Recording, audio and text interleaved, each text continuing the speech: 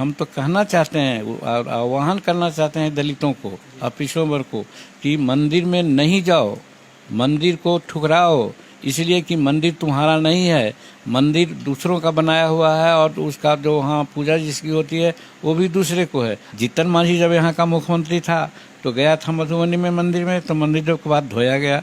जगजीवन राम थे deputy chief prime minister, वो भी एक मंदिर में वाराणसी में कहीं गए थे तो उनके मंदिर भी धोया गया था। आज राम जन्म मंदिर बन रहा है और हमारे शेड्यूल कास्ट को आप जाने नहीं दीजिएगा तो जुर्माना लीजिएगा, तो आपका मंदिर है, आपका स्थान है।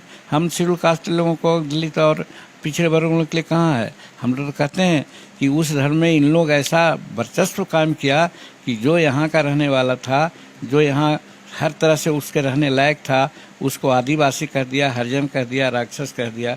और जो बाहर से आकर के रहे हैं वो यहाँ का पुरोहित बन गए हैं। हम लोग राक्षस के खानदान हैं, इसलिए कि उस समय जो सच्चा काम करने वाला आदमी था उसको लोग राक्षस कहते थे। आपको सत्ता है, आप कहिए कि मेरे नाम से मेरे सामने जीतन राम ने जीतन राक्षस मांझी लिखवा दे।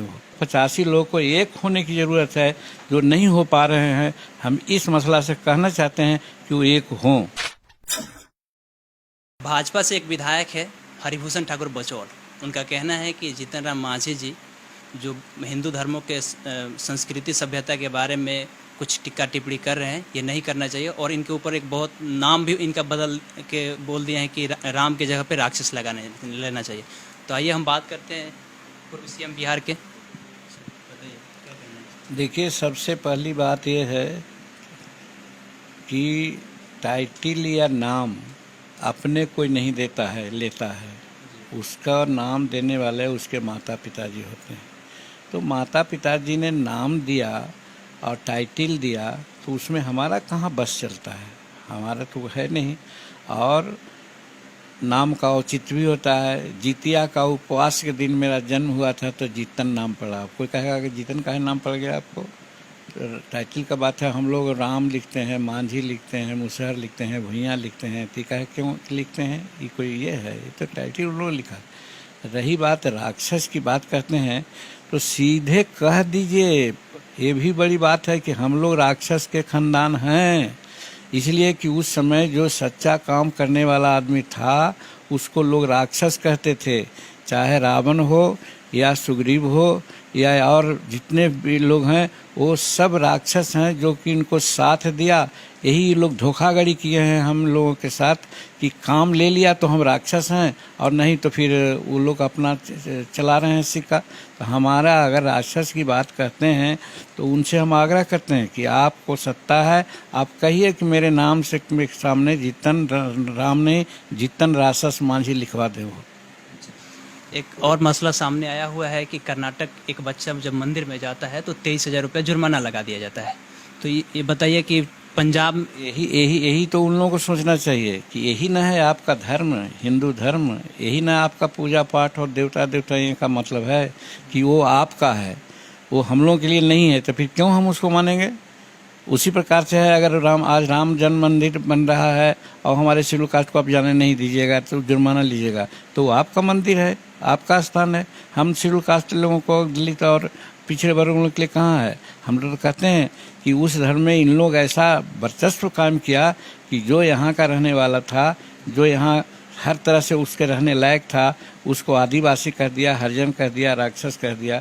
और जो बाहर से आकर के रहे हैं वो यहाँ का पुरोहित बन गए हैं। यही तो हम शुरू से कह रहे हैं कि हम मूल निवासियों को वो लोग शुरू से सता रहे हैं और इस तरह से प्रताड़ित कर रहे हैं, जिसका उदाहरण आपने कहा कि कर्नाटक में या आंध्रा में मंदिर में प्रवेश किया तो उनसे जुर्माना लिया। जीतन मांझी जब यहाँ का मुख्यमंत्री था तो गया था मधुबनी में मंदिर में, तो मंदिर के बाद धोया गया। जगजीवन राम थे डिप्टी चीफ प्राइम मिनिस्टर, वो भी एक मंदिर में वाराणसी में कहीं गए थे तो उनके मंदिर भी धोया गया था। तो यही तो है, आप कहाँ समझ रहे हैं हमको अपना आदमी? और हम यही से कह रहे हैं कि जो हमारे लोग हैं जो अभी आपस में मिले नहीं हैं और इसका संघर्ष उचित ढंग से नहीं किए हैं, नहीं तो ये संघर्ष करने की ज़रूरत है। नहीं तो ये जो कुछ लोग हैं हम पर सत्ता सौंपे हुए हैं और दिनों तक सौंपते रहेंगे, चाहे विकास हो, चाहे नौकरी हो, चाहे और सब चीज़ में। इसलिए हम सब समुदाय के जो कहते हैं कि 90 हम हैं, 85 हम लोग हैं, तो 85 लोगों को एक होने की ज़रूरत है, जो नहीं हो पा रहे हैं। हम इस मसला से कहना चाहते हैं कि वो एक हों। एक और मसला सामने आया है कि सुशील कुमार मोदी वो बोल रहे हैं कि पंजाब में जो सीएम बने हुए हैं चरणजीत सिंह चन्नी, वो दलितों का अपमान किया जा रहा है। 4 महीने के लिए मुख्यमंत्री बनाया गया है, दलितों का अपमान है। इस पे क्या कहना है आपका? नहीं, इसमें हमको कुछ नहीं करना है। 2 दिन के लिए भी बनाया जाए और 2 दिन में ही काम किया जाए। जीतन मांझी को तो बनाया गया था 1.5 वर्ष के लिए, लेकिन वो 9 महीना रहा और उसने क्या किया है सबके सामने है। इसलिए इसके लिए हम नहीं कहते हैं कि अपमान है कि अपमान है। हम ये जरूर कहना चाहते हैं मुख्यमंत्री बने हैं 4 महीना, तो 4 महीना में अपना दिखलावें कि हम भी कुछ कर सकते हैं।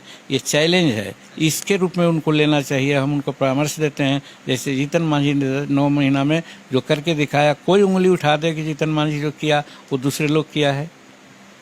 देश के सर्वप्रथम जो व्यक्ति होते हैं वो राष्ट्रपति होते हैं। जब राष्ट्रपति एक मंदिर में जाते हैं तो उनके पत्नी और उनके साथ धक्का मुक्की किया जाता है। इस पे हम आपसे पूछना चाहेंगे। नहीं, पूछना नहीं है, तो हम बोल चुके हैं कि यही तो मानसिकता है। और हम तो कहना चाहते हैं और आह्वान करना चाहते हैं दलितों को और पिछड़ों वर्ग को कि मंदिर में नहीं जाओ, मंदिर को ठुकराओ, इसलिए कि मंदिर तुम्हारा नहीं है, मंदिर दूसरों का बनाया हुआ है और उसका जो वहाँ पूजा जिसकी होती है वो भी दूसरे को है। और ठीक आपने कहा, हम उस समय भी कहे थे कि राष्ट्रपति जब हमारे हैं, उनके परिवार वो जाते हैं कहीं मंदिर में तो वहाँ ये उनको धक्का मुक्की की जाती है। तो हम तो आह्वान करना चाहते थे उस समय भी, लेकिन आज कहना चाहते हैं कि वैसे मंदिरों में हमारे लोग क्यों जाते हैं। नहीं जाएं उनके मंदिर में, अपना पुरखों का कोई मंदिर बना दें, उसका पूजा करें, वो अलग बात है। लेकिन भगवान है सच करके लोग ढोंग रचे हैं, वो नहीं होना चाहिए। तो ये थे हमारे साथ बिहार के पूर्व सीएम जीतन राम मांझी। इनका कहना है कि दलित जो समुदाय है वो मंदिरों में ना जाए और अपने पुरख पूर्वजों को पूजा करे। तो आपको हमारा ये रिपोर्ट कैसा लगा कमेंट सेक्शन में बताएं। अगर फेसबुक पे देख रहे हैं तो पेज को लाइक कीजिए, यूट्यूब पे देख रहे हैं तो चैनल को सब्सक्राइब कीजिए। मिलते हैं अगले वीडियो में। जय हिंद, जय भारत।